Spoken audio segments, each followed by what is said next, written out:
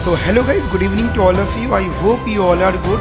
तो आज के सेशन में हम लोग अपनी इंडियन इकोनॉमिक सर्विसेज का 2025 का प्रीवियस ईयर पेपर डिस्कशन चल रहा है। उसे जनरली जो पेपर वन है, जनरल इकोनॉमिक्स पेपर वन, उसके बारे में डिटेल फोकस्ड है। Because as you know guys, ये मोस्ट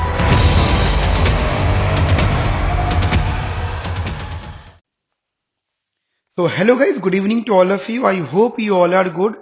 सो आज के सेशन में हम लोग अपनी इंडियन इकोनॉमिक सर्विसेज का 2025 का प्रीवियस ईयर पेपर डिस्कशन चल रहा है, उसे कंटिन्यू करेंगे।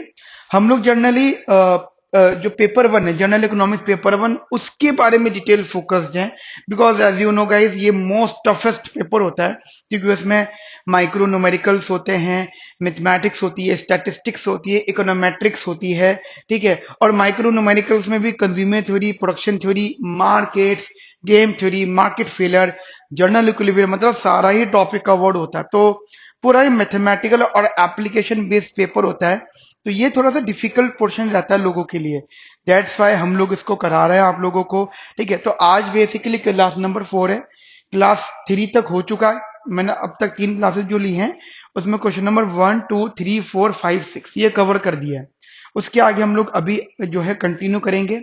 अच्छा गाइस, एक चीज बहुत इंपॉर्टेंट है, जैसे मैं आपको करवा रहा हूँ, एक तो मैं आपको आंसर समझा रहा हूं कि कोई भी क्वेश्चन है तो उस क्वेश्चन का मतलब क्या है और उसमें कितना आंसर लिखना है, नंबर 1 थिंग। दूसरी चीज कि आपको कितने पेजेस भरने हैं, ठीक है। ये सबसे इंपॉर्टेंट क्वेश्चन होता है। बिकॉज एग्जाम जिन लोगों का नहीं निकलता, उनको शायद ये एक बहुत मेजर मिस्टेक करते हैं कि उनको ये नहीं पता होता कि कितना लिखना है। जैसे मैं एक चीज फ्रेमवर्क पे हूं कि आपका कोई भी क्वेश्चन होगा वो 3 पार्ट में डिवाइड होगा, ठीक है। जैसे पहले आपको किसी भी क्वेश्चन का अगर आता है तो उसका इंट्रो करना है, फिर आपको उसकी बॉडी एक्सप्लेन करनी है, फिर आपको उसका कंक्लूजन करना है। ये 3 पोर्शन आपको डिवाइड हमेशा करना है। आफ्टर दैट कितने मार्क्स का क्वेश्चन है? 5 मार्क्स का है तो 1 पेज आपको मिनिमम भरना है, ठीक है। 6 मार्क्स का है तो 1.5 पेज आपको भरना है। 8 मार्क्स का है तो 2 पेज मिनिमम भरना है। 9 मार्क्स का है तो 2.5 पेज तक आपको भरना है। 10 मार्क्स का है तो 3 पेजेस आपको भरना है, राइट। कभी कभी क्वेश्चन की वेटेज उससे भी ज्यादा जाती है, तो उसके हिसाब से हम लोग जो है पेजेस अलॉट करते हैं, राइट। तो अभी आपको सीखना यही है कि हमें अच्छा आंसर लिमिटेड पोर्शन में, लिमिटेड वर्ड में कैसे लिखना है। तो ये एक बेस्ट स्ट्रेटेजी है जिसमें मैं आपको पूरा आंसर फ्रेमवर्क करवा रहा हूं। ये जो भी मैं डिटेल डिस्कशन कर रहा हूं, इनके जो नोट्स हैं वो हमारे टेलीग्राम चैनल पे अपलोडेड हैं। वीडियो के डिस्क्रिप्शन में आपको 2 लिंक्स मिलेंगे। एक तो हमारी प्लेलिस्ट का लिंक, ठीक है, जो हमारा चैनल है, यूट्यूब चैनल, यार उसको सब्सक्राइब जरूर कर लो। बहुत इंपॉर्टेंट कंटेंट आपको मिलने वाला है उसके ऊपर। एक तो आपको वहां पे हमारी प्लेलिस्ट का लिंक मिलेगा, तो उसको क्लिक कर लेना, इसी से रिलेटेड और भी वीडियोस आपको मिल जाएंगी। दूसरा वहां पे टेलीग्राम चैनल का लिंक है, ठीक है। तो टेलीग्राम चैनल के लिंक पे अब जब जाओगे तो आप उसी भी देखिएगा, स्क्रॉल करिएगा, मैंने पिन भी कर रखा है 2025 पीवाईक्यू डिटेल डिस्कशन, ठीक है। तो वहां पे वीडियो वाइज है, पहले जितनी भी वीडियोस मैंने कवर करी हैं वो वीडियोस के लिंक दे रखे हैं टेलीग्राम चैनल में। और फिर बाद में पीवाईक्यू दे रखा है, सिर्फ क्वेश्चन, उसके बाद में सोल्यूशन दे रखा है। तो ये एक पूरा पैटर्न है, आप उसको डाउनलोड करके कॉपी में नोट जरूर करिएगा, ठीक है। शुरू करते हैं डिस्कशन आज का। ओके, तो जल्दी से हम लोग यहाँ पे ओपन कर लेते हैं हमारा पेपर। तो एक बार मैं क्वेश्चन पेपर तो डिस्कस करूंगा ही, 2025 का पेपर हमारा। देखिए, ये सारी चीजें मैं आप लोगों को करवा चुका हूँ। क्वेश्चन नंबर 1, 2, 3, 4, 5, 6, या ये यहां तक मैंने आपको करवा दिया, ठीक है। अब इसके बाद का जो क्वेश्चन नंबर 7 है, प्लीज ध्यान से देखिएगा। क्वेश्चन नंबर 7 और 8 आपका मैथमेटिक्स, स्टैटिस्टिक्स और इकोनोमेट्रिक्स। जैसे क्वेश्चन नंबर 7 है, ये आपका लीनियर प्रोग्रामिंग का क्वेश्चन है। क्वेश्चन नंबर 7 का बी है, मतलब ए तो लीनियर प्रोग्रामिंग हो गया, जो इसका बी पार्ट है वो आपका जनरली लीनियर प्रोग्रामिंग का ग्राफ वाला पोर्शन आ गया, ठीक है। फिर क्वेश्चन नंबर 8 आपका डिटरमिनेंट मैट्रिक्स वाला है। क्वेश्चन नंबर 8 का ए और 8 का B eigen value, eigen vectors, linear algebra, ठीक है। तो ये जनरली 2 क्वेश्चन थे जो आपके मैथमेटिक्स से रिलेटेड है, LPP and determinant, eigen value, eigen vectors, linear algebra. ये जो टॉपिक्स है, ये जो क्वेश्चन है, these question basically discuss by Sudhir sir, ठीक है। ये आपके साथ में सुधीर सर डिस्कस करेंगे। आपको कुछ नहीं करना है, आप जो टेलीग्राम चैनल पे हो तो आपको दिख जाएगा, आपको क्वेश्चन वाइज लिखा होगा, क्वेश्चन नंबर 1 2 3 4 ऐसे वीडियोज आएंगे, ठीक है। तो ये क्वेश्चन नंबर 7 और 8 सुधीर सर डिस्कस करेंगे आपके साथ में। मैं जो आपके साथ में यहाँ पे कंटिन्यू कर रहा हूँ दैट क्वेश्चन नंबर 9। मैं आपके साथ में गाइस यहाँ से डिस्कशन करना स्टार्ट कर रहा हूँ क्वेश्चन नंबर 9 से, ठीक है। Question number 9 is basically from the markets as well as the from the game theory, ठीक है। गेम थ्योरी और मार्केट में एक कनेक्शन है दैट इज द ऑलिगोपॉली। ऑलिगोपॉली जब आप लोग पढ़ते हो तो ऑलिगोपॉली का डिस्कशन गेम थ्योरी से कनेक्ट किया जाता है, और उसमें भी हम लोग बर्ट्रैंड का मेन फोकस करते हैं, बर्ट्रैंड ऑलिगोपॉली, ठीक है। क्योंकि ये यहाँ पे आता है प्राइस मार्जिनल कॉस्ट का रिलेशन होता है। तो अगर आप प्रैक्टिस कर रहे हो, अगर आप पहले पढ़ रहे हो, तो ऑलिगोपॉली में बर्ट्रैंड को कनेक्ट करना गेम थ्योरी के साथ, ठीक है। जो मैंने आपको फाउंडेशन में सिखाया, अगर आपने मेरे साथ फाउंडेशन में सीखा हुआ है, तो पहले हम लोगों ने मार्केट्स पढ़ लिए सारी। ऑलिगोपॉली में गेम थ्योरी का डिस्कशन मैंने नहीं किया है। गेम थ्योरी में मैंने ऑलिगोपॉली का डिस्कशन नहीं किया, दोनों में अलग अलग। फिर एक जनरल टॉपिक में जो मैंने दोनों के टॉपिक को कराने के बाद फिर शुरू करा इनका कनेक्टेड टॉपिक्स, ठीक है, जिसमें game theory with the Bertrand oligopoly, तो वो मेरा फाउंडेशन पार्ट है। चलो एक बार हम लोग क्वेश्चन देख लेते हैं। फर्स्ट ये जो क्वेश्चन है आपका, इसमें 3 पार्ट्स हैं, और हमें जनरली यहाँ पे 5 क्वेश्चन में से 3 क्वेश्चन करने हैं, and each question is basically is 25 marks, ठीक है। जैसे 9 का ए पार्ट जो है ये आपका 10 मार्क्स का है, और ये 10 मार्क्स का है, और इसमें ये 3 अलग अलग मार्क्स डिवीजन हो रखे हैं। यानी जैसे मान लीजिए ये वाला क्वेश्चन है टिल यहां तक, ये क्वेश्चन यहां से लेकर यहां तक जो है ये 3 मार्क्स का है, ठीक है। ये लिख रखा है इन्होंने यहाँ पे, पहले क्वेश्चन की फ्रेमिंग समझ लो। फिर वाई, जैसे एग्जांपल में रीड कर लेता हूँ, explain the meaning of Nash equilibrium in the context of firms competing with each other with respect to price. मैंने क्यों ऑलिगोपॉली बर्ट्रैंड लिखा था, क्योंकि जब आप गेम थ्योरी को एक्सप्लेन करते हो इन टर्म्स ऑफ प्राइस, तो you are generally talking about the oligopoly का बर्ट्रैंड, मतलब यही बात करते हो आप लोग, ठीक है, ऑलिगोपॉली का बर्ट्रैंड। चलो कोई बात नहीं, हमने इसको सॉल्व किया, ये 3 नंबर का था। फिर वो कहते हैं why is the equilibrium stable, क्योंकि equilibrium generally P1 equals to P2 is equals to marginal cost होता है, मतलब marginal cost equal to prices होता है। तो इक्विलिब्रियम है, और ये स्टेबल होता है, ये कंफर्म होता है। No one can deviate from that point, ठीक है, कोई भी इस पॉइंट से डेविएट नहीं कर सकता, क्योंकि if any one deviate from that point, तो इधर both will be better off और both will be worse off. मतलब अगर दोनों ही प्राइजेस, मान लीजिए अपने प्राइजेस को मार्जिनल कॉस्ट से बढ़ा देते हैं, तो या तो दोनों का प्रॉफिट इंक्रीज करेगा, ठीक है, और अगर दोनों ही प्राइस कम कर देते हैं, दोनों का प्रॉफिट डिक्रीज करेगा। तो नैश इक्विलिब्रियम की प्रॉपर्टी यही होती है, if you deviate that point, then either both of the people gets better off और both of the people gets worse off, ठीक है। यहां पे मैं छोटी सी नॉलेज आपकी ब्रशअप करना चाहूंगा, दैट इज ए टॉपिक आपने पढ़ा होगा, पैरेटो ऑप्टिमैलिटी और Pareto efficiency. Sometime the economic services ask the question कि is the Pareto efficient allocation is Nash equilibrium और नॉट? ऑब्वियसली नॉट, क्योंकि नैश इक्विलिब्रियम की डेफिनेशन क्या होती है, if you deviate that point, तो या तो बेटर ऑफ होंगे दोनों या वर्स ऑफ होंगे दोनों, ठीक है। लेकिन परफेक्ट पैरेटो एफिशिएंट की डेफिनेशन होती है, if you deviate that point, then one will be better off and other will be worse off. तो अपोजिट डेफिनेशन है, क्लियर, अपने माइंड में रखना, राइट। अच्छा, ये हमारा 3 मार्क्स का क्वेश्चन है। फिर वो कहते हैं why can the firms not raise prices to the level of maximizes joint profit. मतलब क्योंकि हमें पता होता है कि oligopoly is basically either few firms और 2 फर्म्स, या तो फ्यू फर्म्स होती हैं या फिर 2 फर्म्स होती हैं। मान लो 2 ही फर्म है, तो वो मर्ज हो जाए, है ना, अच्छी बात है, वो मर्ज हो जाए, क्या बुरी बात है? समझ में मेरी बात आपको? मुझे बताइए यहां तक क्लियर है? मर्ज हो जाए, अगर वो मर्ज हो जाती हैं तो act like a monopoly, monopoly की तरह काम करेंगे तो उनका प्रॉफिट बहुत होगा, बट ऐसा नहीं होता, ठीक है। तो क्वेश्चन यही है कि क्यों वो दोनों फर्म्स आपस में मिलके ज्वाइंट, मतलब दोनों मिलके ज्वाइंट प्रॉफिट ज्यादा कर लें, मैक्सिमाइज कर लें, ऐसा क्यों नहीं होता, ठीक है। सो गाइस, ये बहुत बहुत इंपॉर्टेंट क्वेश्चन है, 10 मार्क्स का क्वेश्चन है। स्टेप क्लियर करो आप पहले, तीन क्वेश्चन हैं इसके अंदर, इस एक क्वेश्चन में तीन क्वेश्चन है, ठीक है। Three and 4 marks. तो आपको यही करना होगा, पहले इंट्रो करना है, जानना इंट्रो और कंक्लूजन कंबाइंड होता है, क्योंकि अगर तीन पार्ट्स हैं, ये क्वेश्चन तीन पार्ट में डिवाइडेड है, तो आपको इंट्रो और कंक्लूजन में तीनों पार्ट्स एक्सप्लेन करना है। तो इंट्रो करना है और कंक्लूजन करना है, ये माइंड में क्लियर रखना, ठीक है।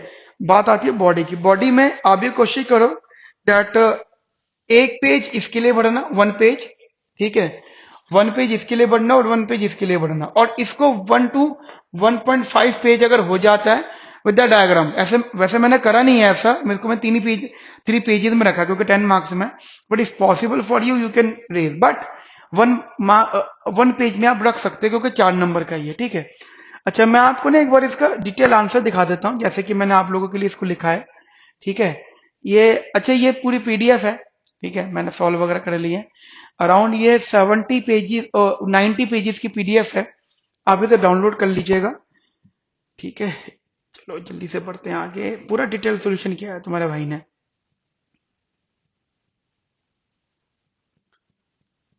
एक मिनट,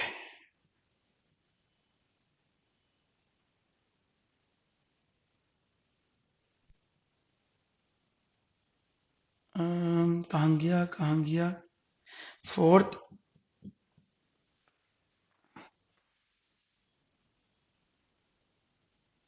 ये भी हो गया है,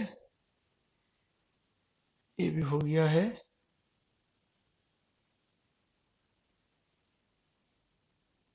ये भी हो गया है, ये कौन सा है, ये 8, ये दिस वन, ठीक है। चलिए जी, परफेक्ट है। यहाँ से अपन लोग शुरू करते हैं क्वेश्चन को, जैसे कि मैंने यहाँ पे क्वेश्चन को लिख भी दिया है वो इजी करने के लिए। तो सबसे पहले you need to write introduction. Introduction में आपको पहले देखिए, वहां पे एक वर्ड मेंशन है, यहाँ पे अगर आप ध्यान से देखेंगे, दैट दी नैश इक्विलिब्रियम, ठीक है।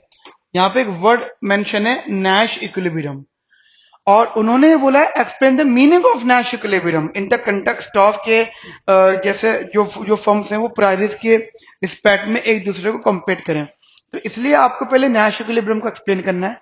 देखिए, नैश इक्विलिब्रियम जनरली किसी भी दो फर्म्स के लिए गए उन डिसीजंस को रिप्रेजेंट करता है जहां वो अपना बेस्ट एवर आउटकम अटेन करती हैं, ठीक है। मान लीजिए हमारे पास में दो फर्म्स हैं और वो दोनों फर्म अपने लिए स्ट्रेटेजी बनाएंगी, तो दोनों के दोनों फर्म अपने लिए बेस्ट और ऑप्टिमल, जाना ना, ऑप्टिमल जो होता है वो बेस्ट का भी अपर अपर वर्ड होता है, ठीक है। ऑप्टिमल स्ट्रेटेजी बनाएंगी और हमेशा वो एक दूसरे के अपोजिट, एक दूसरे के अपोजिट मतलब एक दूसरे से बेटर काम करना चाहेंगे, ठीक है। अच्छा, एक चीज ध्यान रखना, कोई भी एक फर्म जैसे कोई भी एक फर्म अकेली किसी भी डिसीजन का एडवांटेज नहीं ले सकती, ठीक है। अगर आप वो चाहेगी कि मैं कोई डिसीजन लूं और अगर मैं कुछ बदलाव करूं तो उसका इंपैक्ट सिर्फ मुझ पे पड़ेगा, नहीं। दो फर्म है, मान लीजिए अगर एक फर्म में हूं and if I take any changes and decision लिया, बदलाव किए, तो that will affect the other firms as well, ठीक है, डेफिनेटली अफेक्ट करेगी। इसे ओलिगोपोली में इसे इंटरडिपेंडेंसी कहते हैं, ठीक है। अब थोड़ा सा कंसेप्ट समझो, क्योंकि यहां पे इन्होंने टर्म यूज करा था कि प्राइस के रिस्पेक्ट में फर्म कंपेट करें, तो ये ओलिगोपोली का जो पोर्शन है ना, ये बर्ट्रैंड डिओपोली मॉडल कहते हो आप इसे, ठीक है, बर्ट्रैंड डिओपोली मॉडल। गाइज, जो मैंने आंसर्स यहाँ पे करे हैं, अगर आपने बहुत अच्छा पढ़ाई भी नहीं कर रखी है ना, तब भी इन आंसर्स को रीड करके आपको टॉपिक भी स्ट्रांग होगा। अब एक चीज नोटिस करना कि इतने सालों से ये सिलेबस है, हमेशा इसमें क्वेश्चंस बहुत फेमिलियर आते हैं और पीवाईक्यू से कनेक्टेड आते हैं, ठीक है। जरा ध्यान से देखिएगा, इसको थोड़ा सा मैं एग्जांपल के तौर पर समझाता हूं। मान लीजिए मैंने दो फर्म्स का एग्जांपल ले लिया, firm A and firm B. Firm A आपने मान लीजिए रख लिया, जैसे अभी तो सॉफ्ट ड्रिंक या कोल्ड ड्रिंक में बहुत सारे कॉम्पिटिशन हैं, कॉम्पिटिटर्स बहुत सारे हैं। मैं बात करता हूँ आज से 30 साल पहले, 25 साल पहले दो फर्म हुआ करती थी, एक कोक और एक पेप्सी, मतलब जिनका कंपटीशन रहता था इवन हमेशा। इस अब तो बहुत सारी हैं, अब तो बात ही अलग हो गई, लेकिन इवन अभी भी बहुत जगहों पे इन दोनों का कंपटीशन है। तो एक कोक ले लिया हमने, एक पेप्सी ले लिया। मजे की बात किया, they are producing the homogeneous product. मतलब होमोजीनियस प्रोडक्ट का मीनिंग जानते हो? कोक है, अगर आप उसको गिलास में पलट दोगे तो वो ब्लैक है, मतलब ब्लैक। और पेप्सी लिए, पेप्सी गिलास में पलट दो तो ब्लैक है। अगर बहुत ही हाईली आप टेस्ट सेंसिटिव पर्सन नहीं हो तो आप कभी भी डिफरेंशिएट नहीं कर सकते। हाँ, टेस्ट वाले पर्सन हो तो कर सकते हो, ठीक है। हाँ, आप लोग थम्स अप वगैरह का एग्जांपल मत लेना, मैंने फिलहाल दो का एग्जांपल लिया, ठीक है। फ्यू फर्म्स होता है ना, तो फ्यू मान लो, ठीक है। क्योंकि डिओपोली लिखा है तो इसलिए डिओपोली में दो ही फॉर्म्स लिए मैंने।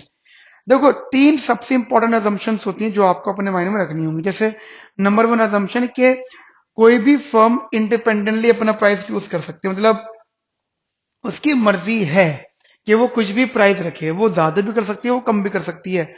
और एक बात और है कि जो कंज्यूमर्स होते हैं, they always try to buy the commodity from where, जहां पे उनको कम से कम पेमेंट करनी पड़े, ठीक है। तो जहां पे लो प्राइस होगा वहां पर जाते हैं। हमेशा में एक बात माइंड में रखनी होती है कि क्योंकि they are producing the homogeneous product, so the marginal cost is similar for both the firms. मतलब कोक पेप्सी को बेचने की कॉस्ट बहुत हाई हो सकती है या डिफरेंशिएट कर सकती है, बट उनको प्रोड्यूस करने की कॉस्ट सेम है, ठीक है। सिमिलर टाइप ऑफ फॉर्मूला, ठीक है। जो फॉर्मूला यूज कर रहे हैं, लेबर है या वट, जैसे शुगर यूज कर रहे हैं तो शुगर तो सेम प्राइस में आ रही है ना इन लोगों के लिए, लेबर है दोनों जगह, सेम वेज में आ रही है लेबर। मैं एग्जांपल दे रहा हूं आपको, ठीक है। अब मैंने क्या करा, मार्जिनल कॉस्ट को सी यानी कांस्टेंट एज्यूम कर लिया। अब कांस्टेंट एज्यूम करने का मतलब ये हो जाता है, तो कलर बदलता हूं यार, मैं कलर ये पसंद नहीं आ रहा मेरे को, ठीक है। हाँ, अब दो दो सिचुएशन लो, जैसे मैंने बोला दो फर्म्स थी। फर्म है फर्म वन या फर्म ए और फर्म बी। फर्म ए का प्राइस पी ए है, फर्म बी का प्राइस पी बी है। मान लीजिए फर्म ए ने अपना प्राइस ज्यादा कर दिया क्योंकि they are producing the homogeneous product, ठीक है। और फर्म ए ने अपना प्राइस ज्यादा कर दिया तो एंटायर मार्केट कहाँ चली जाएगी? फर्म ए के पास में, ठीक है। तो एंटायर मार्केट फर्म ए के पास चली जाएगी और फर्म ऑफिस, अच्छा नहीं, फर्म बी के पास जाएगी सॉरी, फर्म बी के पास जाएगी क्योंकि फर्म ए का प्राइस हाई है होमोजेनस प्रोडक्ट का, फर्म बी के पास। अब सोचो, अगर मैं आपको और एग्जांपल थोड़ा सा मॉडिफाई करूं, तो अगर मैं कोक या पेप्सी की जगह कैंपा लिख दूं, example if I right the Campa, तो शायद तुम ये बात समझ पाओगे कि कैंपा ने कोक को बहुत अच्छा कंपटीशन दिया, अपने प्राइजेस कम कर दिए, जिससे कि क्या हुआ, एंटायर मार्केट कहाँ चली गई? कैंपा के पास। एंटायर मार्केट का मतलब उस टाइम की जो मार्केट थी। अच्छा, यही सिमिलर फेस कोक के लिए भी हो सकता है, तो वो भी स्टेप ले सकती है, वो और कम कर दे, ठीक है। लेकिन आपको नहीं लगता कि ये बहुत ज्यादा कम करेंगे नहीं? इनके प्राइसेस को कम करने की लिमिट होती है, that is the marginal cost, ठीक है। मतलब मैं आपको एग्जांपल देता हूं, जैसे एग्जांपल आप मान लो मार्जिनल कॉस्ट है 15, ठीक है। और आपने, हाँ नहीं, मार्जिनल कॉस्ट रख लो 15 और फर्म ए ने अपना प्राइस रखा है 20, फर्म बी ने भी अपना प्राइस रखा है 20, तो both of them have the incentive कि वो अपना प्राइस अगर कम भी करते हैं 1 रुपी, तो तभी भी वो मार्जिनल कॉस्ट से ज्यादा रहेगा। मान लीजिए इफ फर्म ए, एक मिनट, हाँ, मान लीजिए फर्म ए ने अपने प्राइस कर दिए 19 और फर्म बी के प्राइस अभी भी 20 है, तो सारी मार्केट फर्म ए के पास चली जाएगी, ठीक है। और वही वही नेचर फर्म बी के पास भी होगा। लेकिन ये अपने प्राइसेस कम करते जा रहे हैं, कम करते जा रहे हैं, तो कहीं तो रुकेंगे ये लोग आके। ये ऑब्वियस ही बात है, एक ऐसे पॉइंट पर रुकेंगे जिससे कम करने इनके लिए अफोर्डेबल नहीं होगा, तो that is the price 15 and marginal cost is also 15। तो इसी वजह से अगर ये प्राइस 15 रखते हैं तो अब इससे नीचे डेविएट नहीं करेंगे, और इसके ऊपर वे बढ़ा नहीं सकते क्योंकि अगर बढ़ा दिए तो दूसरी firm relatively cheaper commodity sell out कर रही है। So the Nash equilibrium is what, कि both of the firm will sell their prices at the marginal cost, ठीक है। तो this is the main introduction, that the meaning of the Nash equilibrium in the context of the firms competing with respect to the prices, ठीक है। 3 marks के लिए it is more than enough, इतना ये 3 marks के लिए है। और आई डेफिनेटली कंफर्म दैट 3 में से 2.5 आप यहाँ पे गेन कर लोगे इफ यू राइट इस तरीके से, ठीक है। अब इसमें दूसरा पार्ट, अब ये अगला पार्ट कर रहे हैं, मतलब इसी क्वेश्चन में क्वेश्चन था कि why is the equilibrium stable. मतलब हमने बोला कि फर्म ए का प्राइस, फर्म बी का प्राइस और मार्जिनल कॉस्ट, ये इक्विलिब्रियम आ गया, नैश इक्विलिब्रियम। अब ये कुछ भी हो जाए ये स्टेबल रहेगा, कभी इससे डेविएशन नहीं होगी। अब इसको, बात तो वही है कि आप यही कहना चाहते हैं कि अगर किसी भी फर्म को ज्यादा प्रॉफिट कमाना हुआ और ज्यादा प्रॉफिट के लिए अगर उन्होंने अपना अपना प्राइस इंक्रीज करा तो उनका प्रॉफिट जीरो हो जाएगा। जीरो नहीं बल्कि जीरो क्या होगा, नेगेटिव होगा, क्योंकि if they try to reduce, negative हो जाएगा ना।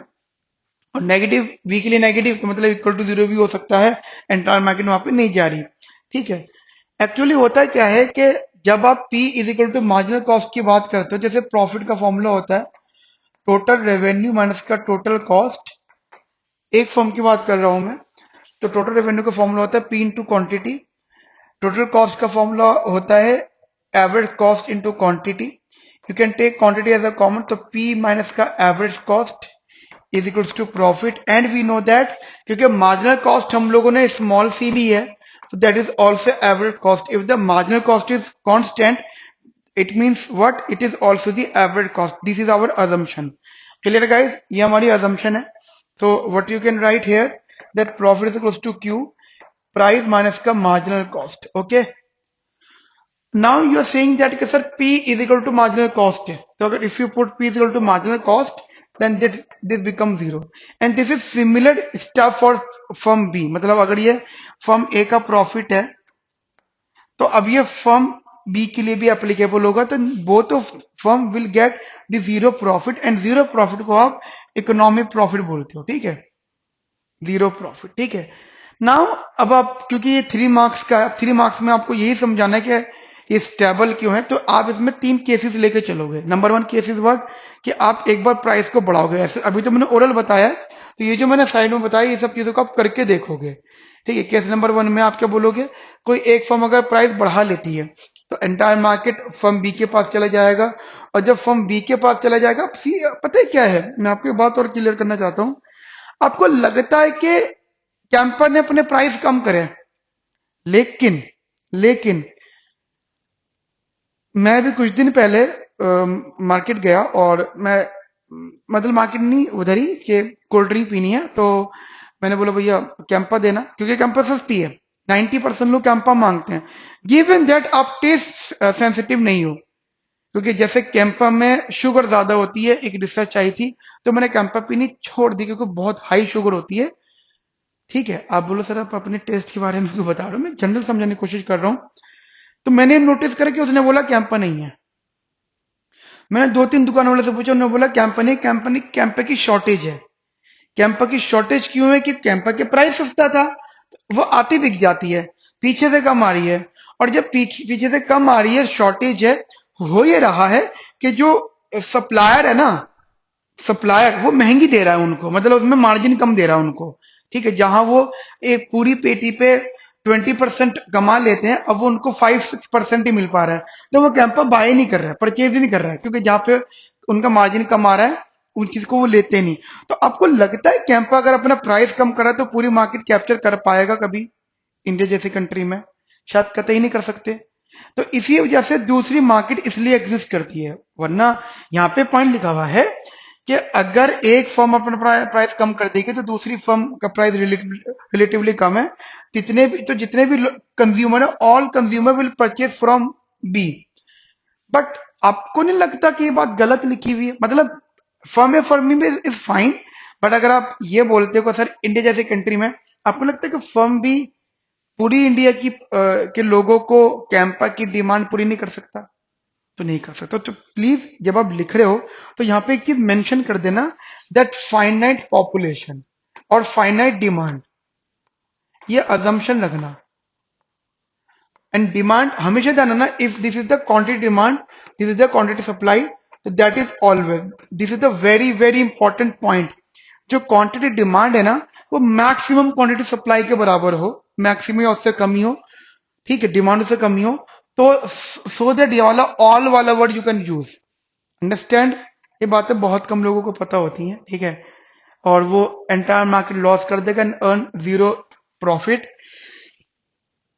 तो प्राइस को बढ़ाना इज नॉट अ प्रॉफिटेबल, तो he will try to keep his price is equals to marginal cost, ठीक है। अच्छा, अगर वो प्राइस को अपने कम करता है तो यार वो भी दिक्कत है, क्योंकि अगर प्राइस कम होता है मार्जिनल कॉस्ट से, क्योंकि प्रॉफिट का फॉर्मूला क्या आता है, प्रॉफिट का फॉर्मूला था क्वांटिटी ब्रैकेट पी माइनस का मार्जिनल कॉस्ट। अगर ये नेगेटिव हो गया तो एंटायर प्रॉफिट नेगेटिव हो गया। कोई भी फर्म नेगेटिव प्रॉफिट की बजाय जीरो प्रॉफिट अर्न करने में ज्यादा इंटरेस्टेड होती है, तो ये भी प्रॉफिटेबल नहीं हुआ।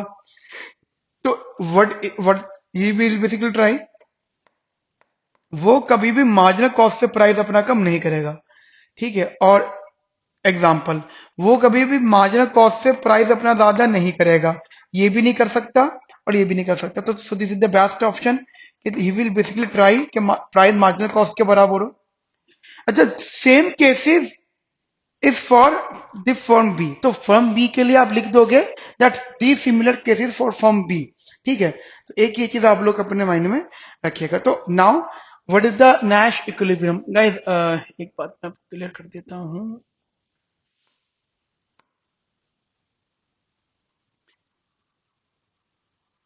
ये वो बाय मिस्टेक आ गया होगा। एक्चुअली जो इक्विलिब्रियम आएगा वो ये आएगा, ये वाला, that is P is equals to marginal cost, ठीक है। समझ में आई मेरी बात। और ये वाला पोर्शन आ गया आपका मोनोपोली प्राइस, मोनोपोली क्वांटिटी, और ये है तो कॉम्पिटिटिव, बट ये ओलिगोपोली का बर्टरन मॉडल है। समझ में आई मेरी बात है। हाँ, ये जो मैंने बीच में बनाया था, this is this is the could not, वो अगर आपने ओलिगोपोली सीखा हुआ मेरे साथ में तो शायद आपको पता होगा कुड नॉट इनके बीच में आता। समझ में आ गई मेरी बात आपको अच्छे से। अब इसका एक पार्ट ही हो गया, अब इसमें एक पार्ट और हम इंक्लूड कर रहे हैं, that is why can the firms not raise prices to the level that maximizes joint profits, ठीक है। जॉइंट प्रॉफिट मतलब करने के लिए वो क्यों अपना प्राइस नहीं बढ़ाते। देखो क्लियर सा लॉजिक अपने माइंड में रखना कि जैसे दो फर्म्स हैं, अगर वो दोनों फर्म मर्ज हो जाती है तो सबसे पहले बात होगी कि वो मोनोपोलिस्ट की तरह काम करेंगे, क्योंकि मर्ज हो गई। मर्ज होने के बाद में कंसेप्ट हो जाता है कि अब वो सिंगल प्राइस रखेंगे, प्राइस उनकी इक्वल हो जाती है, डिमांड उनकी ऐड हो जाती है, मतलब क्यू ऐड हो जाता है क्वांटिटी। तो जो उनका ज्वाइंट प्रॉफिट मैक्सिमाइजिंग कंडीशन होगी, that is M R equal to MC हो जाएगा, क्योंकि एम आर अब ज्वाइंटली आएगा, एमसी तो था ही कॉमन, ठीक है। एक बात हो गई। अब डिस्कशन ये है कि मोनोपोली के केस में कि जैसे आप कहते हो कि M R is equals to MC होता है, और जो प्राइस होता है that is weakly greater than this, this is the standard equation for the monopolist, ठीक है। ये मोनोपोलिस्ट के लिए एक स्टैंडर्ड इक्वेशन होती है which is so very very important, ठीक है। Monopolist can charge any price, can charge any price. समझ में आई मेरी बात आपको। अब पॉइंट ये है कि जैसे दोनों फर्म्स हैं, and if both firm will decide to work as together and joint profit maximize करेंगे, and both of the firm has the incentive to cheat each other. क्योंकि कैंपा, जैसे मैं एग्जांपल ले रहा हूं, कैंपा यानी Mukesh Ambani, Reliance, they have capacity, उनके पास कैपेसिटी है कि वो इंडिया को पूरी सप्लाई कर सकती है। एग्जांपल दे रहा हूं, कोक है या कोई और दूसरी सॉफ्ट ड्रिंक है, वो भी इंटरनेशनल लेवल की कंपनी है, उनके पास भी कैपेसिटी है, पूरे वर्ल्ड को सप्लाई कर रहे हैं। So both of them have the incentive to cheat to each other. If one firm will try to cheat other firm, तो चीट करने का मतलब ये हो जाता है कि दे कैन, उनका डिसीजन ये था कि हम लोग जो प्राइस रखेंगे बराबर रखेंगे, but they are strictly greater than M R is equal to M C, they will price, ठीक है। प्राइस बराबर होंगे but M R is equal to MC से वाले इक्विलिब्रियम प्राइस से ज्यादा होंगे, मतलब एमसी से ज्यादा होंगे। अब होता क्या है कि मान लीजिए ए फर्म ए विल डिसाइड कि मुझे क्या करना है, मेरे को प्राइस, फर्म ए ने क्या करा, प्राइस ए कम कर दिया फर्म बी के प्राइस से। फर्म ए ने क्या किया, फर्म बी के प्राइस से थोड़ा सा प्राइस कम कर दिया, और ये बेचारा अभी उसी सिचुएशन पे, that is this price is greater than M R is equal to M C. मतलब जैसे मान लीजिए 15 रुपीज है मार्जिनल कॉस्ट, 20 रुपीज रखा था दोनों ने अपना प्राइस, ठीक है ज्यादा। अब फर्म ए ने क्या करा, 20 का 19 कर दिया।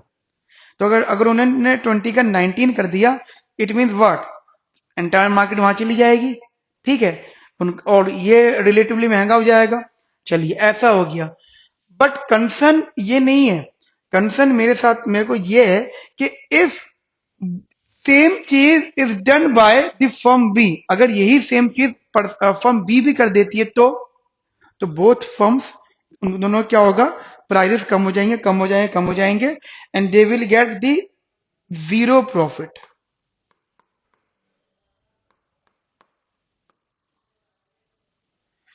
ठीक है, जीरो प्रॉफिट, क्योंकि अगर प्राइस कम कर देगा, कम कर देगा, कम कर देगा, तो उनका लास्ट जो प्राइस होगा वो अगेन मार्जिनल कॉस्ट के बराबर होगा। तो कोई फायदा थोड़ी है एक्चुअली। ये ना, ये एग्जैक्ट एग्जांपल है प्रिजनर डिलेमा से। आप लोग, क्योंकि ये नैश इक्विलिब्रियम है, you can explain the term prisoner dilemma, क्योंकि prisoner dilemma, actually prisoner dilemma इसी चीज को बताते हैं कि if both of the people have the incentive to cheat each other because of the self interest, क्योंकि यहाँ पे सेल्फ इंटरेस्ट का टॉपिक भी इंक्लूडेड है। सेल्फ इंटरेस्ट मतलब जैसे प्रिजनर डिलेमा में आपने देखा था कि दो दो सस्पेक्ट पकड़े जाते हैं, दोनों एक मेजर क्राइम के लिए सस्पेक्ट है नहीं, वो माइनर क्राइम के लिए सस्पेक्ट होते हैं, बट वो उन्होंने मेजर क्राइम भी करा हुआ होता है, तो उनसे गुलवा रही होती है पुलिस। तो दोनों को ऑप्शन देती है कि अगर तुमने सच बताया तो तुम्हें हम फ्री कर देंगे, रिहा कर देंगे, दूसरे को सजा दे देंगे। यही स्टेटमेंट दूसरों को बोल रहे होते हैं कि अगर तुमने सच बताया तो उसको सजा देंगे, तुम्हें फ्री कर देंगे। इसी चक्कर में दोनों सच बोल देते हैं कि हाँ हमने रॉबरी करी है, हमने क्राइम करा है, और दोनों को सजा हो जाती है। और अगर वो दोनों ही अड़े रहते तो दोनों को सजा नहीं होती, या मतलब माइनर माइनर क्राइम पे जो भी सजा होती मंथ के हिसाब से। तो यहाँ पे ना कॉपरेशन का बहुत बड़ा रोल है कि अगर वो दोनों एक दूसरे के साथ कोऑपरेटिव करते हैं तो they will definitely gain the joint profit. अगर वो प्राइस कम ही नहीं करते तो ज्वाइंट प्रॉफिट बढ़ेगा, लेकिन अगर वो एक दूसरे को डिफेट या कंपटीशन दे रहे हैं, ठीक है, जानबूझ के कंपटीशन दे रहे हैं, तो फिर उनका प्रॉफिट भी जनरली कम हो जाएगा, जीरो हो जाएगा। ठीक है, तो this is the main point. यहाँ पे आप कंक्लूड कर दोगे नैश इक्विलिब्रियम को। यहाँ पे नैश इक्विलिब्रियम को थोड़ा सा एक्सप्लेन करना है, उसके बाद में आपको वो प्राइजेस वाला एक्सप्लेनेशन देनी है ओलिगोपोली का। फिर थर्ड वन ये भी बताना है कि स्टेबल क्यों नहीं होता।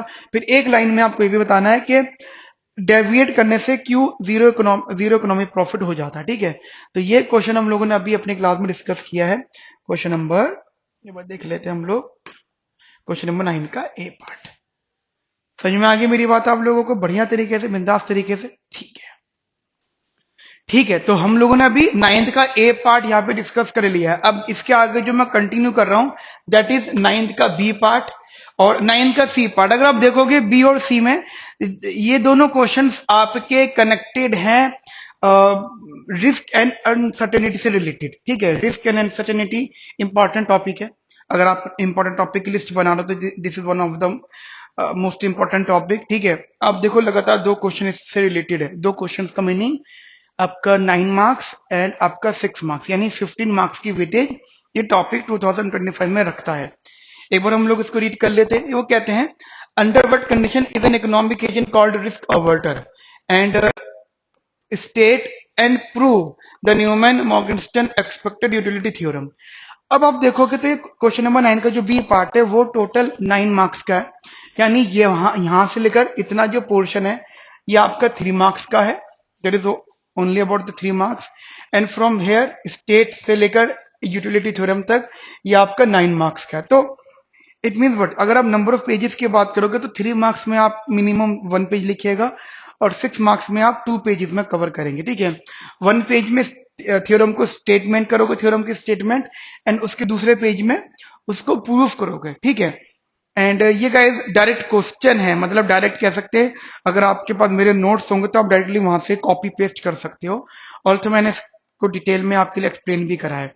ठीक है, क्वेश्चन का फ्रेमवर्क कैसा होना चाहिए, इंट्रोडक्शन और कंक्लूजन में ये दोनों ही पार्ट डिस्कस हो, मतलब आपका रिस्क अवर्जन वाली बात भी बताओ आप, और दूसरा एनएम एक्सपेक्टेड यूटिलिटी थ्योरम को भी एक्सप्लेन कीजिए। ठीक है, बॉडी में जो उन्होंने बोला वो डिस्कस करना है। मैं आपको एक बार दिखा देता हूं कि मैंने आप लोगों के लिए इसका आंसर किस तरीके से फ्रेम किया है।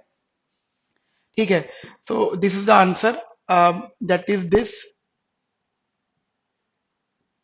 9th का बी पार्ट। ठीक है, तो फर्स्ट आपने थोड़ा सा एक्सप्लेन किया है, एक्सप्लेन करते हुए आपने रिस्क अवर्जन को भी अपने पास रखा है एक्सप्लेनेशन में, और न्यूमन मॉर्गनस्टर्न एक्सपेक्टेड यूटिलिटी को भी एक्सप्लेन कर रहे हो। ठीक है, सबसे पहले इंट्रोडक्शन में आप ये बोलोगे कि कभी भी कोई भी एजेंट अगर कोई डिसीजन लेता है अनसर्टेनिटी में, तो उसके लिए एक बहुत इंपॉर्टेंट बात होती है कि वो रिस्की और रिस्क फ्री एसेट को, या रिस्क फ्री या और रिस्की डिसीजंस को अंडरस्टैंड करे, उनको कंसिडर करे।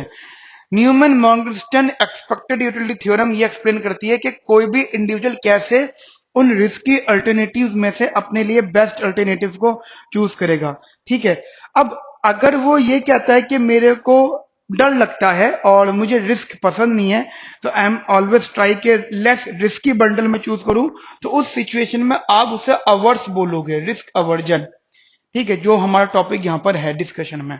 तो पहले तो आपने ये इंट्रो कर दिया, इंट्रो में आपने दोनों ही चीजें ऑलमोस्ट डिस्कस कर ली। अब आप शॉर्ट में रिस्क अवर्जन, अच्छा यहाँ पे जो रिस्क अवर्टन लिखा हुआ है, आप इसे रिस्क अवर्जन कह सकते हो, एक ही बात होती है। इसका मीनिंग होता है कि अगर कोई पर्सन एक ऐसे आउटकम को प्रेफर कर रहा है जो सर्टेन है। सर्टेन का मीनिंग, भाई सर्टेन का मतलब क्या होता है? आपने देखा होगा कि बहुत सारे लोग ऐसे होते हैं जो गवर्नमेंट जॉब को प्रेफर कर रहे होते हैं, और उसको उसको लेने के लिए वो जी जान लगा देते हैं, जबकि कॉर्पोरेट सेक्टर में या जबकि नॉर्मल प्राइवेट सेक्टर में इजीली जॉब अवेलेबल होती है। मैं एग्जांपल दे रहा हूं, हो सकता है आप बोलो नहीं सर कॉर्पोरेट सेक्टर में भी डिफिकल्ट है, मैं क्लियर कर देता हूं।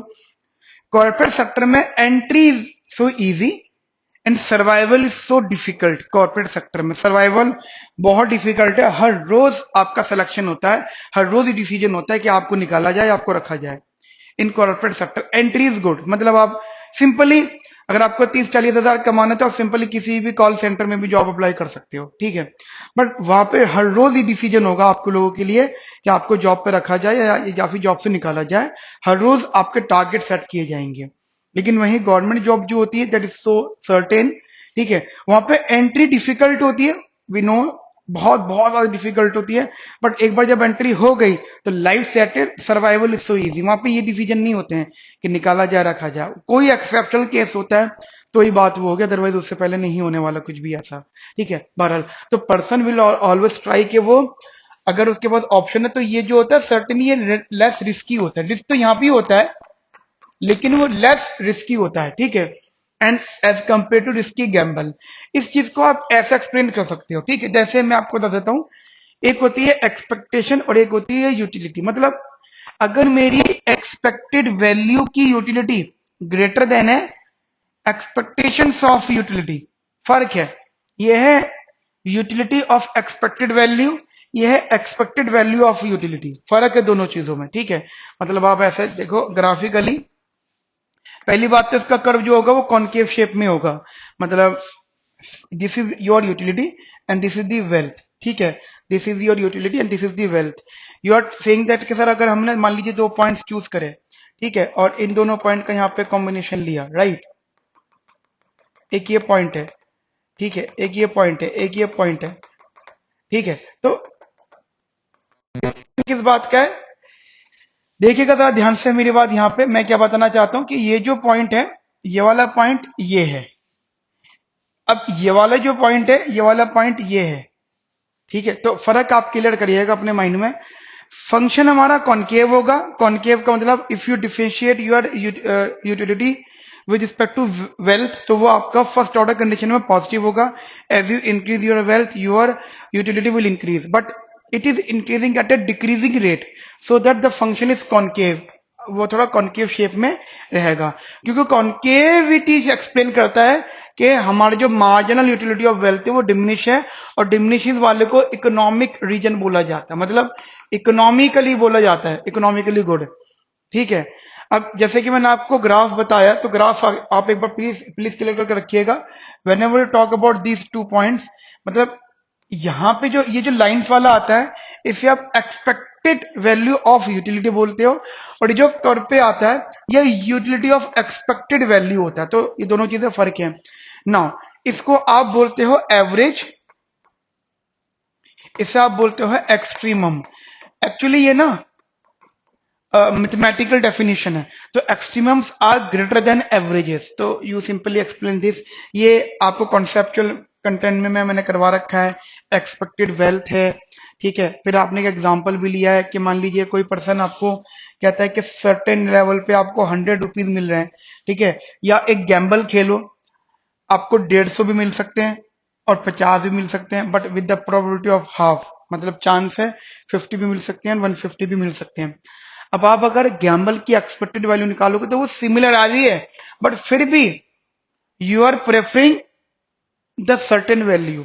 मतलब सोचो, आपको मैं कहता हूं आपको 1000 रुपये दे रहा हूं, लेकिन वो 1000 रुपये दो तरीके से मिल सकते हैं। या तो एक गेम खेलते हैं, उसे गेम खेलते हैं, वहां पे भी आपकी एक्सपेक्टेड वैल्यू 1000 की आएगी, और एक होता है सर्टेन ले लो। तो you are, if you are preferring the certain value, it mean you are risk averse, ठीक है।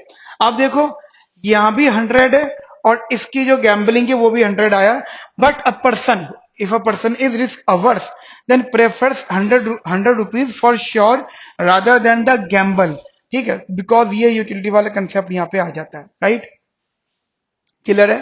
सो this is the expected value. ये जो है एक्सपेक्टेड वैल्यू थी, फिर देन उसकी यूटिलिटी। और ये क्या है, the expected value of the utility, मतलब जो भी आप रख रहे हो यहाँ पे, ठीक है, ये फॉर्म में। क्लियर है मेरी बात आप लोगों को। तो एक ये पार्ट आप लोग अपने माइंड में रखना, ये हमारा 3 मार्क्स पे कंप्लीट होता है। आई थिंक सो कि अगर आप इसको इस तरीके से लिखते हो, then you will get minimum 2.5 marks, ठीक है। 2 to 2.5 marks you definitely got. अब अगला जो उन्होंने पार्ट लिखा है, अगला क्वेश्चन में 2 पार्ट इसमें इंक्लूडेड है, दैट स्टेट एंड प्रूफ। तो 2 पेजेस आप करोगे, जिसमें एक पेज में आप स्टेटमेंट लिखोगे, ठीक है। स्टेटमेंट बहुत इजी है, दैट कोई भी पर्सन है, वो अपने डिसीजंस लेते हैं, और डिसीजन वो किस बेसिस पे लेते हैं कि एक्चुअली एक तो कुछ अजम्पशन सेटिस्फाई करनी चाहिए, ठीक है। वो अजम्पशंस मैं अभी आपको डिस्कस करता हूँ। कुछ रैशनलिटी एक्सियम्स होते हैं जो सेटिस्फाई करने चाहिए, जैसे कंप्लीटनेस अजम्पशन होती है, एक्सियम होती है, ठीक है। ट्रांजिटिविटी होती है, कॉन्टिन्यूटी होती है, इंटरडिपेंडेंसी होती है, यानी सब्स्टिट्यूशन भी आप कह सकते हो। तो ये 4 एक्सियम्स हैं। अगर वो चारों एक्सियम सेटिस्फाई करते हैं, तो फिर Neumann Morgenstern expected utility theorem state होती है।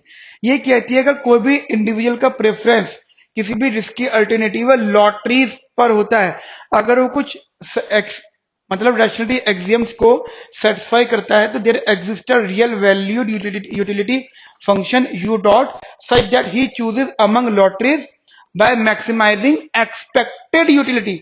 लिखने का तरीका ऐसा रहेगा, मान लीजिए आपकी लॉटरी है, लॉटरी हमेशा प्रोबेबिलिटीज में गिवन है, P1 P2 P3। लॉटरी का मतलब होती है, लॉटरी का मतलब भी होता है चांस, और ये मान लीजिए आपके आउटकम्स है, और आउटकम से मिलने वाले utility. If you plot your outcome x1 x2 x3 with the xi with the utility and multiply it by the lottery, क्योंकि लॉटरी जो लग गई, कहते हैं ना लॉटरी लग गई और लॉटरी नहीं लगी, यानी लॉटरी लगने का मतलब वो प्रोबेबिलिटी सेट हो गई जो आप चाह रहे थे, and summation, then you will get the utility की एक्सपेक्टेड वैल्यू। अब यहां पे ध्यान रखना, कुछ एक्सियम्स जो मैंने बताई हैं, 4 एक्सियम सेटिस्फाई करनी चाहिए। पहले कंप्लीट, कंप्लीट का मतलब होता है कि मान लीजिए 2 लॉटरीज हैं, तो both of the lottery satisfy the each others value, ठीक है। मान लो लॉटरी और लॉटरी भी, तो पर्सन उन दोनों में तभी इंडिफरेंट होगा जब वो एक दूसरे की प्रॉपर्टी को सेटिस्फाई कर रही होंगी, तो सेटिस्फाई करनी चाहिए। ट्रांजिटिविटी, मान लीजिए 3 लॉटरीज हैं, तो इफ पर्सन प्रेफर ए और B and B over C, तो ए ओवर सी हो जाएगा, ठीक है। मतलब A over C, he will prefer A prefer to C. ये ट्रांजिटिविटी को रिप्रेजेंट करते हैं। ऐसा थोड़ी होगा, जैसे मैं आपको एग्जांपल दूं, एक बार इलेक्शन हुए, ठीक है, एक बार इलेक्शन हुए, तो person will prefer party A over party B, ठीक है। फिर दूसरी बार इलेक्शन हुए, तो person will prefer party B over C, मतलब 3 पार्टीज थी। तीसरी बार इलेक्शन में क्या ये कंफर्म है कि अगर ए और सी में इलेक्शन होगा तो पार्टी ए को सी से प्रेफर किया जाएगा? कोई कोई जरूरी नहीं है, क्योंकि आप देख रहे हो हर 5 साल बाद अनसर्टिनिटी रहती है, पता नहीं कौन सी पार्टी जीत जाए। तो वहां पे Newman Morgenstern expected utility satisfy नहीं होती, वहां नहीं होती। बट अगर सेटिस्फाई हो जाती है तो वो स्टेटमेंट हम लोग वैलिड मानेंगे। कॉन्टिन्यूटी, कॉन्टिन्यूटी का मतलब ये हो जाता है कि जैसे आप कहते हो कि सर जैसे हमने बोला A is prefer than B, B is prefer than C. अब यहाँ पे प्रोबेबिलिटी सेट होती है दैट इज 0 to 1 में लाई कर रही है। अब हमारा मानना ये है कि कोई भी इंडिविजुअल है, अगर वो कहता है, लेट अस सपोज कि अगर वो बी और मतलब बी लॉटरी में ये जो है और ए और सी में कंफ्यूज है, ठीक है, तो वो किस तरीके से रखेगा? वो अगर ये कॉन्टिन्यूस है तो बी इज मतलब person is indifferent between B and probability of lottery A and one match का प्रोबेबिलिटी ऑफ लॉटरी सी, ठीक है, तो वो इसमें इंडिफरेंट रहेगा।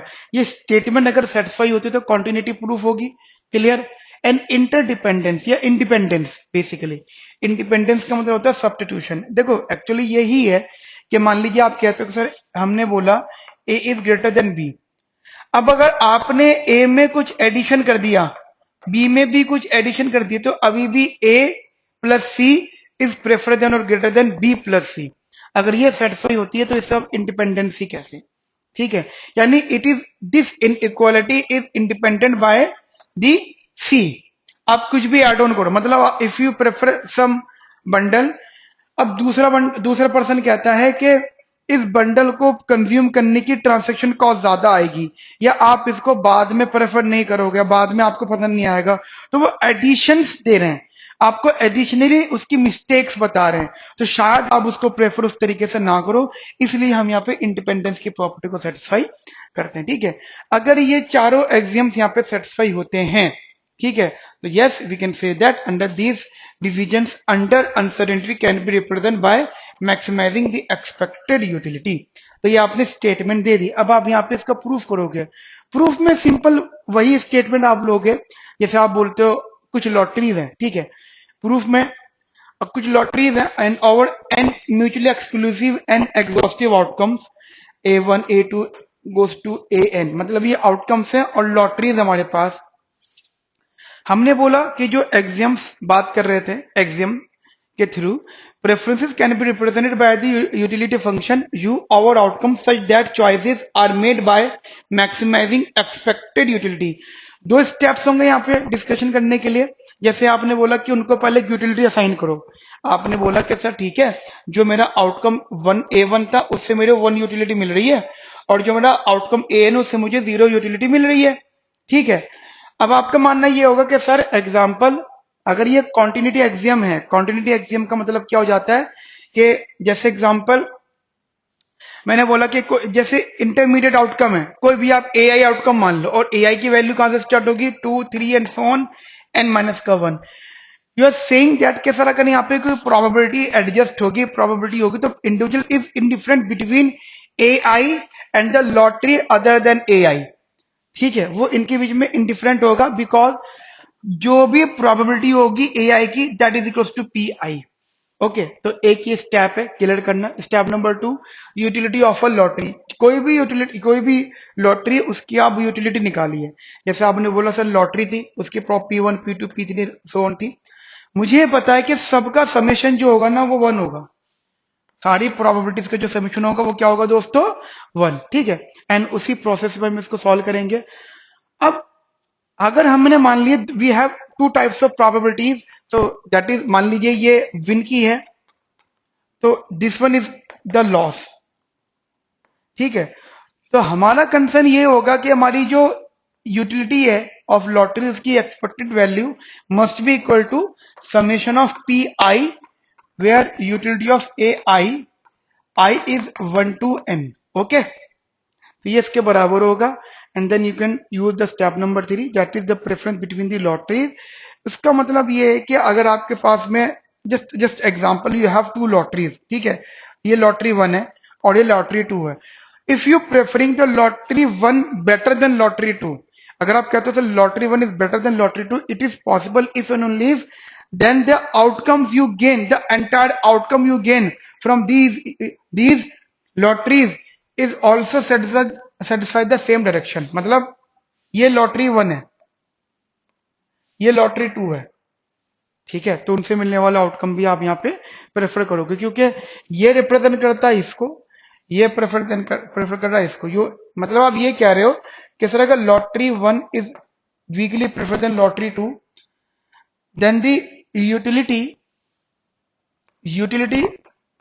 by consuming lottery 1 is equally greater than utility by consuming lottery 2, and the expected value of utility 1 is equally greater than expected value of utility this। ठीक है, तो ये तीनों चीजें यहाँ पे सेटिस्फाई करेंगी। समझ में आई मेरी बात आपको क्लियरली? ठीक है, तो ये स्टेटमेंट आपका खत्म होता है। Now you generally conclude the statement. Conclusion में आपको रिस्क अवर्जन को भी एक लाइन में लिखना है, ठीक है, और जो हमारी Newman Morgenstern expected utility theorem है उसको भी शॉर्ट में एक्सप्लेन करना है। जो आपने चारों एक्सियम्स बताए थे, completeness, continuity, transitivity and independency, उसको भी आपको यहाँ पे लिखना है। एंड आफ्टर दैट ये भी बताना है कि कोई भी कंज्यूमर, कोई भी रैशनल कंज्यूमर जो होता है वो जो भी डिसीजन लेता है वो हमेशा डिसीजन अपनी कंसिस्टेंसी के अकॉर्डिंग लेता है और अपनी रैशनलिटी थ्योरम के अकॉर्डिंग लेता है। ठीक है, तो यहाँ पे ये वाला क्वेश्चन कंप्लीट होता है। क्वेश्चन नंबर 9 का बी पार्ट हम लोगों ने यहाँ पे सॉल्व कर लिया है। कहाँ गया? Here it is. ठीक है, तो ये 9 मार्क्स का हमने क्वेश्चन यहाँ पे डिस्कस किया है। So guys the purpose of this classes is what, कि आप लोगों को आंसर राइटिंग सिखा दें बस। ठीक है, ये जो आंसर्स हैं ये हमारे पोर्टल पे अपलोडेड है, प्लीज उनको आप एक बार जरूर देखिएगा अच्छे से, पोर्टल पे भी और जो टेलीग्राम चैनल है उसके ऊपर भी है। ठीक है, चलिए 9 का सी पार्ट देख लेते हैं। 6 मार्क्स का है, बस क्वेश्चन थोड़ा लेंथी है बट यह इजी क्वेश्चन, बहुत इजी है। कहते हैं suppose that N economic agent has 4 choices, option A1, A2, A3 and A4। ठीक है, क्वेश्चन को थोड़ा ध्यान से रीड करिएगा। कहते हैं which follow the transitivity rule. एक ट्रांजिटिविटी रूल ही होता है ना कि if you prefer A1 to A2 and A2 to A3, A3 to A4, है ना? आप ऐसे कह रहे हो sir A1 prefer than A2 prefer than A3 prefer than A4। ठीक है, A1 prefer than A2 prefer than A3 prefer than A4, अगर ये प्रोसेस आपका रहता है। ठीक है, तो इसका मतलब क्या है? जनरली इसका मीनिंग क्या है? ये हमारा ट्रांजिटिविटी रूल है। अब वो कहते हैं कि एक तो ये ट्रांजिटिविटी रूल को सेटिस्फाई कर रहा है, दूसरा न्यूमैन मॉर्गनस्टर्न एक्सियम्स को भी सेटिस्फाई कर रहा है, जिसमें रिस्क इन्वॉल्व होता है, यानी कंप्लीट है, ट्रांजिटिव है, कॉन्टिन्यूस है और आपकी इंडिपेंडेंसी है। ठीक है, चारों चीजों को सेटिस्फाई कर रहा है। Now what the question is that find out the expected utility if the agent is indifferent between, और दो ऑप्शन दिए हैं, अगर वो इंडिफरेंट है between A2 and lottery ticket with probability this and this A1 and A4। ये ऐसे कुछ है जो हमारी कॉन्टिन्यूटी वाली थ्योरम सेटिस्फाई हो रही थी, एक्सियम, ये उसी से सेटिस्फाई हो रहा है। फिर A3 and a lottery ticket with probability 0.3 0.7 with A2 and A4। यहाँ पे उन्होंने आपको U ऑफ A1 दे रखा है, U ऑफ A4 दे रखा है। कुछ नहीं करना, आपका न्यूमेरिकल क्वेश्चन है, इसको न्यूमेरिकली एक्सप्लेन करना है। कैसे करोगे आप? देखो, बॉडी एक्सप्लेनेशन में तो आप इसको न्यूमेरिकली सॉल्व करोगे, न्यूमेरिकल में अभी आपको तो बताऊंगा, बट एक दो लाइन में आप ट्राई करो कि इसको भी एक्सप्लेन कर दो, क्योंकि यहाँ पे दोनों टर्म यूज हो रखे हैं, ट्रांजिटिविटी और न्यूमैन मॉर्गनस्टर्न एक्सियम्स भी। ठीक है, मैं आपको इसका एक बार सोल्यूशन दिखा देता हूं कि मैंने आप लोगों के लिए इसको कैसे लिखा है। तो देखो, स्टेटमेंट क्लियर करनी है आपको, क्योंकि ये क्वेश्चन प्योरली न्यूमेरिकल है और 6 मार्क्स का है, तो यहाँ पे न्यूमेरिकली एक्सप्लेन करना है मेनली आपको। तो पहले तो आप एक दो लाइन में इंट्रो कर दो। ठीक है, इंट्रो आपने कर दिया, न्यूमैन को एक्सप्लेन कर दिया, राइट, ट्रांजिटिविटी एक्सप्लेन कर दी, and Newman Morgenstern expected utility को एक्सप्लेन कर दो। ठीक है, ये दो चीजें आप लोग जरूर यहाँ पे कर दीजिए, क्योंकि हमारे पास क्वेश्चन गिवन है UA1 is 300 and UA4 is 100, right, ये वैल्यूज मेरे पास में यहाँ पे गिवन है। अब क्वेश्चन में क्या है, क्योंकि ये रूल सेटेड है कि sir A1 A1 is greater then A2, greater than A3, greater than A4, और मेरे को यहाँ पे ये वैल्यूज गिवन है। पहला पार्ट ये था कि हमें यूटिलिटी ऑफ A2 निकालना है। Person is indifferent between the utility of, यहाँ पे लिखा हुआ question, A2 and A1 and A4। A1 and A4, अब आप देखोगे A1 की यूटिलिटी और ये दोनों वैल्यूज दे रखी हैं। इजी है ना? कैसे करना है आप बिल्कुल जरा दिमाग में रखिएगा चीजों को।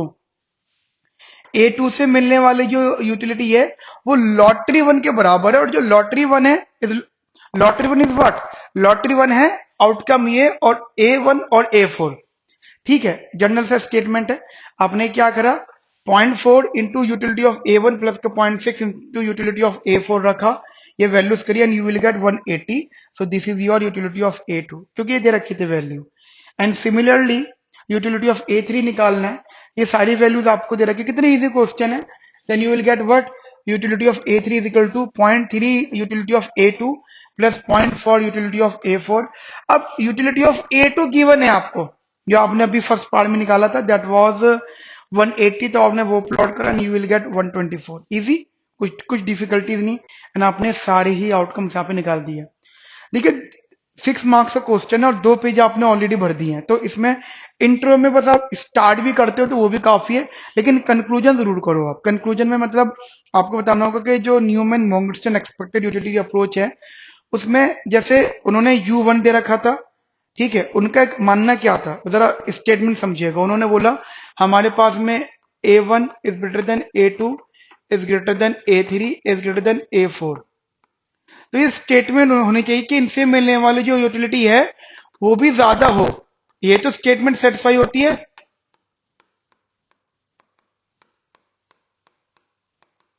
ना? अब देखें, ये 300 था, ये 180 था, ये 124 था, और ये 100 था, जो कि आ चुकी है, शायद ये सेटिस्फाई होता है। ठीक है, तो यहाँ पे हमारा ये वाला पार्ट भी सॉल्व होता है, हमने यहाँ पे ये वाला पार्ट भी डिस्कस कर लिया। So in this class, in this session I am generally wind up here. तो अभी हम इस वाले सेशन में क्वेश्चन नंबर 9 ही कवर कर रहे हैं, क्योंकि थोड़ा लेंथी क्वेश्चन था। इसके बाद में जो क्वेश्चन डिस्कस करेंगे, क्वेश्चन नंबर 10, नो डाउट ये भी लेंथी ही होगा, but I will try to discuss question number 10, and उसके बाद की नेक्स्ट क्लास में question number 11, because question number 11, हाँ क्वेश्चन नंबर 11, ठीक है, 2 क्वेश्चन हम लोग यहाँ पे कवर करेंगे। आज के लिए इतना रखते हैं, मिलते हैं नेक्स्ट सेशन में। अपना ध्यान रखो, ख्याल रखो, have a nice day, thank you, bye bye, take care.